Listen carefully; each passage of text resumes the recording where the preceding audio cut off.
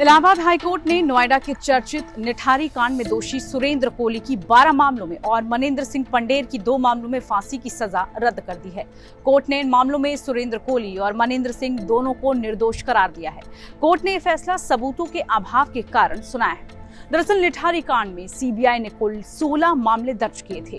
इसमें से सुरेंद्र कोली को 14 मामलों में फांसी की सजा मिल चुकी है, जबकि मनिंदर सिंह पंडेर के खिलाफ 6 मामले दर्ज थे।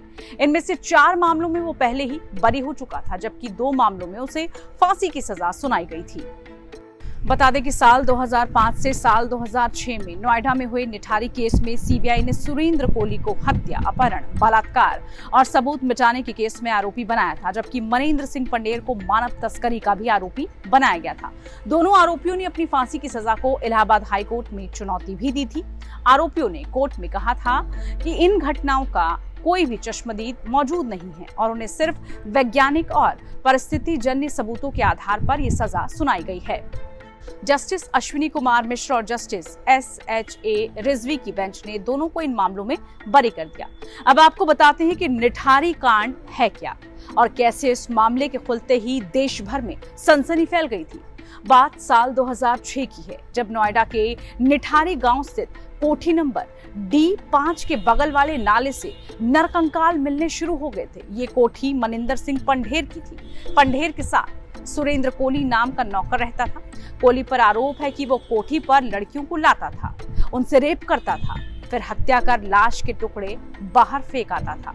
निठारी गांव की दर्जनों लड़कियां गायब होने के बाद मामले का खुलासा हुआ। मामले का खुलासा तब हुआ जब 7 मई 2006 को पायल नाम की लड़की लापता हो गई थी। वो मनिंदर पंडेर की कोठी में रिक्शे से आई थी। उसने रिक्शे वाले को कोठी के बाहर रोका और वापस आकर पैसे देने की बात कही थी। काफी देर बाद जब वो वापस नहीं लौटी तो रिक्शे वाला पैसा लेने के लिए कोठी का गेट खटखटाता दिखा। इस पर उसे सुरेंद्र कोली ने बताया कि पायल काफी देर पहले ही जा चुकी है। सुरेंद्र की बात सुन रिक्शे वाले को शक हुआ। उसका कहना था कि वो कोठी के सामने ही था, पायल बाहर नहीं निकली। फिर उसने ये बात पायल के घर वालों तक पहुंचा दी। इसके बाद पायल के पिता नंदलाल ने FIR लिखवाई कि उसकी बेटी कोठी से गायब हो गई। इस तरह पहली बार मामला पुलिस तक पहुंच गया। इससे पहले निठारी से ही दर्जन भर से ज्यादा लड़कियां गायब हो चुकी थी, जिनमें ज्यादातर नाबालिग थी। ऐसे में पुलिस शिद्दत से इस केस में जुट गई। इस बीच पुलिस को जानकारी मिली कि पायल के पास एक मोबाइल फोन था जो घटना के बाद से स्विच ऑफ जा रहा था। पुलिस ने उस नंबर की कॉल डिटेल्स निकलवाई तो मुंबई से लेकर तमाम जगहों के नंबर मिले। फिर उन नंबरों की जांच की गई जिसमें अहम सुराग मिले। उसके आधार पर पुलिस ने कोठी पर छापा मारा तो निठारी के नरपिशाच का काला सच सबके सामने आ गया। पुलिस ने जब सुरेंद्र और मनिंदर से सख्ती से पूछताछ की तो उन्होंने पायल की रेप की बाद हत्या करके लाश कोठी के बराबर में नाले में फेंकने की बात कबूल की। इस बीच दोनों की निशानदेही पर दिसंबर साल 2006 को नोएडा पुलिस ने नाले से बड़ी संख्या में मानव कंकाल बरामद किए थे। बताया गया मनिंदर और सुरेंद्र कोठी पर लड़कियों को किसी बहाने से बुलाते थे और रेप के बाद हत्या करके उनकी लाश काट कर घर के ठीक पीछे बह रहे नाले में फेंक देते थे। लोगों का यह भी कहना था कि पंडेर की कोठी से मानव अंगों का व्यापार होता था।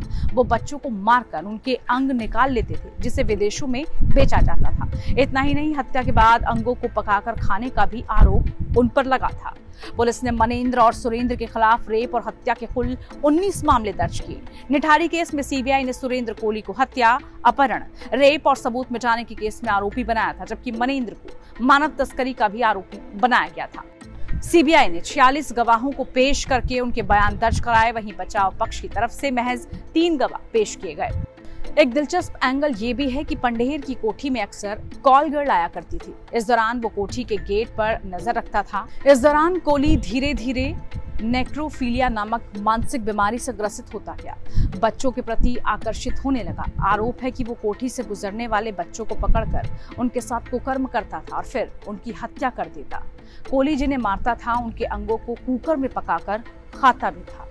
दरअसल उसने एक लड़की से संबंध बनाने के लिए कहा था और लड़की ने जब उसकी बेइज्जती कर दी। उसके बाद से ही कोहली ने ये काला खेल शुरू कर दिया। सालों चले इन मामलों में कोहली और मनिंदर को फांसी की सजा सुनाई गई, लेकिन अब उनको बरी कर दिया गया है। बचे हुए मामलों में केस जारी है।